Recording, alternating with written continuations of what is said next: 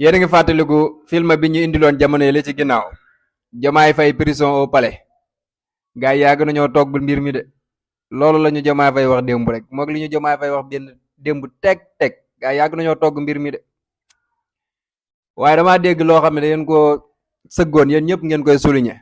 moo tax tamit réseau yi daa bari ay naafeq de ba ko Diomaye waxee yéen ñëpp dégg ngeen ko mu ni dafa woo doomu Macky Sall xamoon ngeen ni loolu dil la de même aussi Sonko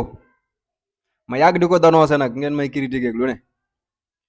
moo tax mbir mi parparloo gi ngeen ci jiital lu ñu dal moom moo ñu koy yóbbee bu ngeen tànk Diomaye mi ngi doon ànd ak Sonko loolu du ngeen ko nangoo dégg du ngeen ko nangoo gis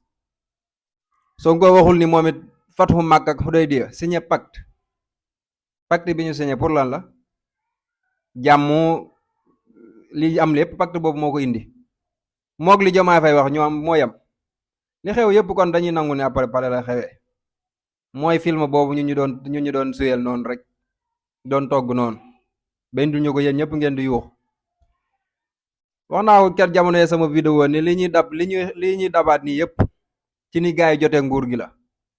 mais loolu moo nekk di xew nii yàlla xam na ko waaye daal en tout cas man moom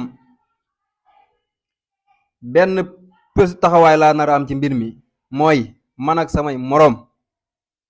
ka kenn dootu fi ñàkk cër ci politique bi wala bala bakkan bu ciy rot taxawaay boobu moom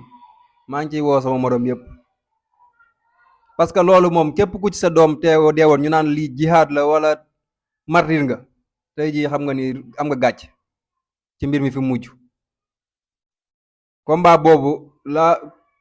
man de dinaa ko mëne moom ak képp ku ma ko mën a àndal ba benn ndaw dootu fi deewate wala di fi ñàkk cër fii ci réew mi ci politique bi